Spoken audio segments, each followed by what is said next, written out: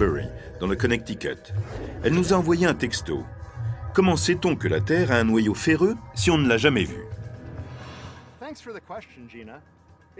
Merci pour votre question. Les scientifiques peuvent déduire des choses indirectement quand ils ne peuvent les voir. Par exemple, on sait que la Terre possède un noyau de fer liquide autour d'un noyau de fer solide, car elle possède un champ magnétique. Et c'est le déplacement de ce liquide conducteur qui génère le champ magnétique.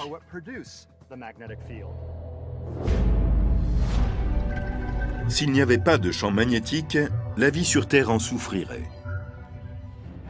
S'il n'existait pas, toutes les particules chargées venant du Soleil et de l'espace s'élanceraient dans l'atmosphère et entreraient en interaction avec des cellules vivantes, provoquant de nombreuses mutations cancéreuses. Contrairement aux conditions qui règnent dans le noyau, celles à la surface transforment le fer en un métal tellement solide qu'on l'utilise pour construire des tours ou de longs ponts. Mais dans certaines régions éloignées de la galaxie, il y a des mondes tellement chauds et denses que le fer n'est rien de plus qu'une bruine humide. Elles sont pour la plupart sous-estimées et incomprises, trop grosses pour être des planètes, trop petites pour être des étoiles. On les appelle des naines brunes. Ces objets sont comme des versions XL de Jupiter. Ce sont des géantes gazeuses, mais elles sont 75 fois plus grosses. Dans une certaine mesure, les naines brunes sont des étoiles ratées. Elles ne sont pas assez massives pour produire des hautes températures et des pressions internes suffisantes pour enflammer l'hydrogène classique et brûler ensuite un bon moment. Ces étoiles sont quand même très chaudes. Et malgré leur nom, elles ne sont pas brunes. Si on était sur place, on pourrait voir une espèce de lumière rouge-orangée dégageant tellement de chaleur qu'on serait brûlé à proximité d'une naine brune. Elles sont tellement chaudes que leurs nuages ne sont pas constitués de vapeur comme sur Terre, mais plutôt d'une vapeur de fer gazeuse.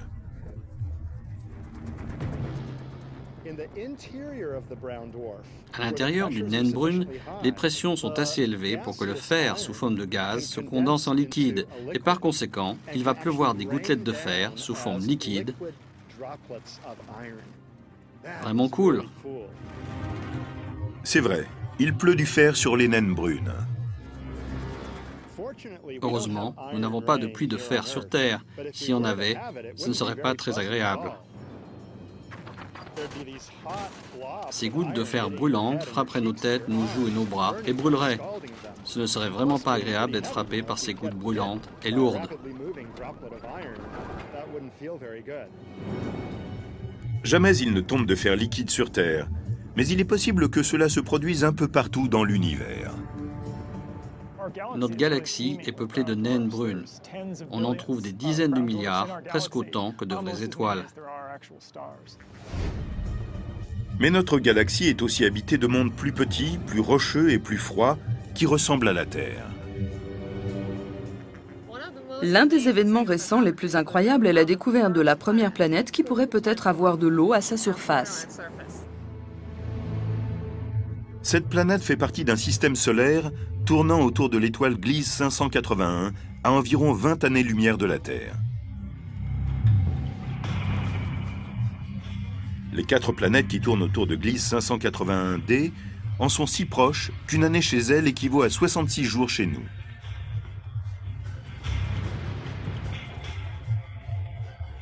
Mais c'est bien si l'on cherche une planète sur laquelle il y ait de l'eau, car Gliese 581d est plus petite et moins chaude que notre Soleil. Selon certaines estimations, elle est 10 fois plus massive, et son diamètre est le double de celui de la Terre. Certains scientifiques pensent que cette masse importante pourrait être générée par des gaz. Gliese 581d pourrait donc ressembler aux géantes gazeuses de notre système solaire, comme Jupiter, Saturne, Uranus ou Neptune, qui comprennent beaucoup de gaz et très peu de liquide. Mais d'autres pensent que Gliese 581d ressemblerait un peu à la Terre.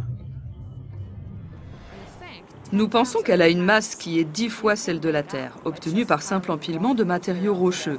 C'est ainsi qu'on a ce qu'on appelle une super-Terre.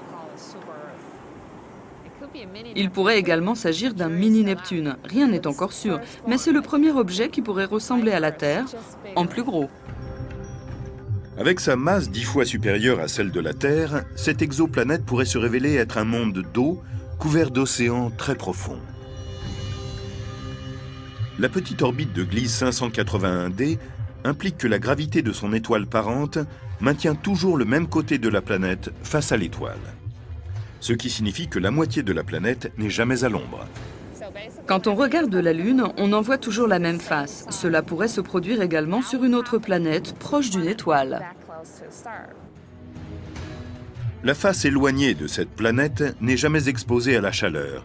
Elle est donc sans doute couverte de glace. Il devrait y souffler des vents très forts qui iraient de la face chaude à la face froide. Les vents créent des vagues. Même sur Terre, chaque souffle d'air pousse et attire la surface de l'eau. Mais si Gliese 581d est un monde fait uniquement d'eau, il n'y a pas de continent où les vagues se briseraient. Il y a des vagues d'1 kilomètre de haut qui avancent sur des kilomètres et des kilomètres. Si on veut surfer, c'est là-bas qu'il faut aller. Peut-être y a-t-il une surface solide sous ce grand océan, mais elle ne peut être semblable à ce que l'on connaît sur Terre. Il s'agirait d'un état solide de l'eau, connu sous le nom de Ice Set. Au lieu de moutons ou d'auto-tamponneuses, imaginons les molécules d'eau comme des canettes d'aluminium que l'on jetterait dans un conteneur. À des températures et pressions similaires à celles de la Terre, elles interagissent et se comportent comme un liquide. Lorsqu'elles gèlent, les molécules d'eau se transforment en une glace solide. C'est une structure moléculaire que les scientifiques appellent Ice 1. Si Ice 1 est celle que vous et moi utilisons, c'est qu'elle n'a pas beaucoup d'énergie pour bouger, tant elle est froide. Un grand océan dans un monde d'eau ferait des kilomètres et des kilomètres de profondeur. Et comme sur Terre, plus l'océan serait profond, plus la pression serait grande. Si la pression est assez forte, il se produit un phénomène étonnant. L'eau se transforme en un type de glace solide et chaude. Si on augmente la pression d'un liquide, on peut le transformer en solide, car on comprime tellement les molécules et les atomes qu'ils sont comme parqués. Ils ne peuvent pas se déplacer les uns par rapport aux autres, ils ne peuvent pas s'écouler. De hautes pressions peuvent créer une variété de glaces solides, avec une structure interne différente de la glace gelée, ou Ice 1. Ce qui différencie Ice 1, 2, 3, 4, 5, 6 et 7, et cela va sans doute jusqu'à 10, et peut-être beaucoup plus loin, c'est en réalité la différence de pression. La différence que l'on connaît entre Ice 1 et les autres, c'est que pour les autres, la pression agit sur les canettes. Sur une planète aussi massive, la pression de l'eau peut atteindre plusieurs millions de fois ce que l'on connaît sur Terre. Cela signifie que l'Ice Set pourrait se former sous les océans de Gliese 581d. Si on plongeait dans cet océan, les 70% d'eau de notre corps deviendraient de la glace. Ce n'est donc pas une bonne idée. Aujourd'hui, nous n'avons pas les moyens technologiques d'y mener une exploration.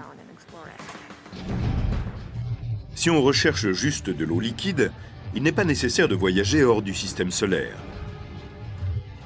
Nous avons un voisin qui possède plus d'eau que tous les océans de la Terre.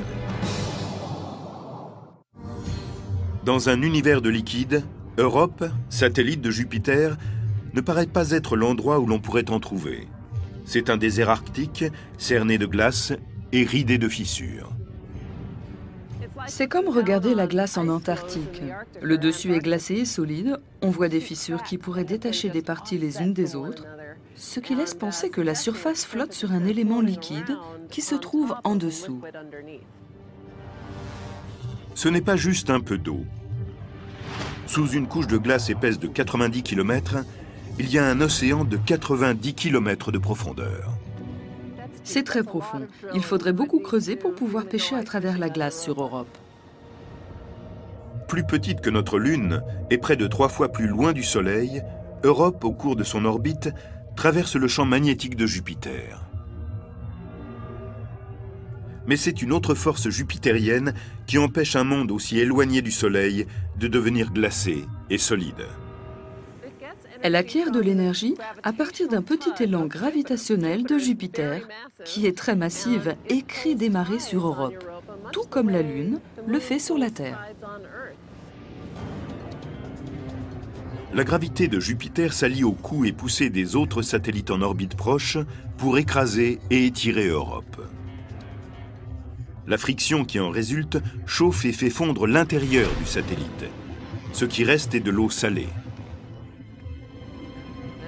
C'est en grande partie de la bonne vieille eau, H2O, mais du sel et d'autres éléments y ont été dissous. Ce qui ressemble plus à l'eau en Europe serait l'eau salée de la mer Morte en Israël, où l'on a une très haute concentration de sel. On n'a pas très envie d'en remplir une bouteille. Il peut y avoir des liquides dans des endroits très inattendus. Mais aucun liquide n'est plus surprenant que celui qui a été récemment découvert et qui est aussi vieux que le temps lui-même. Il y a 14 milliards d'années, l'univers a débuté sous la forme d'un point infiniment petit. Il a jailli d'une explosion cosmique connue sous le nom de Big Bang. Il s'est agrandi et encore agrandi. Des particules étranges et des gaz se sont refroidis, puis rassemblés pour former des étoiles, puis des systèmes solaires et des galaxies. Mais remontons juste après le Big Bang, avant que les protons et les électrons ne se combinent pour former les premiers atomes. Tout filait, entrait en collision. Les éléments s'écrasaient l'un sur l'autre, si bien qu'on en est arrivé à ce qu'il n'y ait pas assez de liberté pour que les particules puissent trier, s'installer et s'assembler pour former les choses qui nous sont familières aujourd'hui.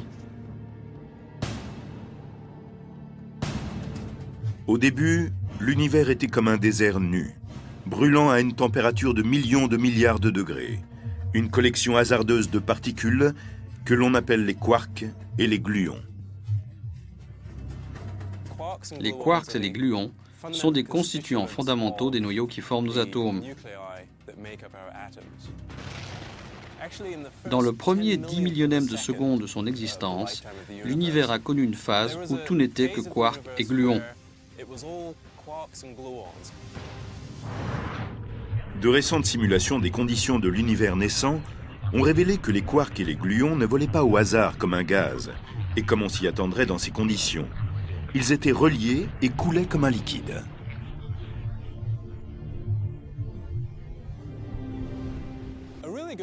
Un excellent exemple de cela est le sable.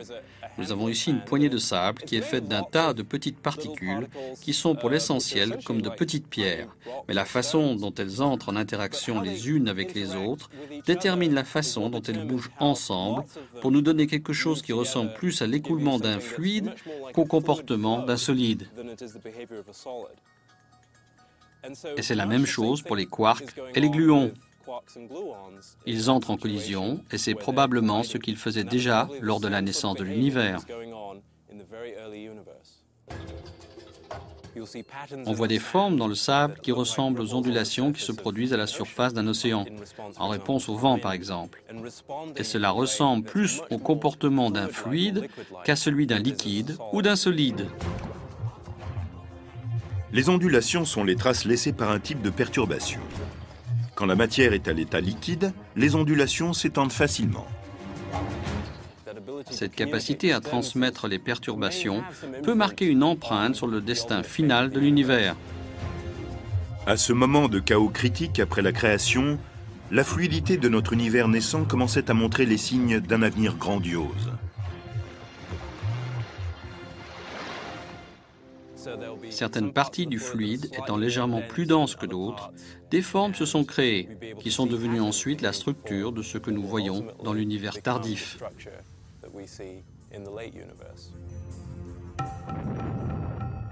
Le mouvement fluide est brodé dans le tissu de l'espace et du temps. Donc la prochaine fois que vous boirez un soda avec une paille, que vous plongerez dans une piscine ou observerez les gouttes de pluie former une flaque, Sachez que vous êtes témoin de ce qu'il y a de plus vivant dans notre univers.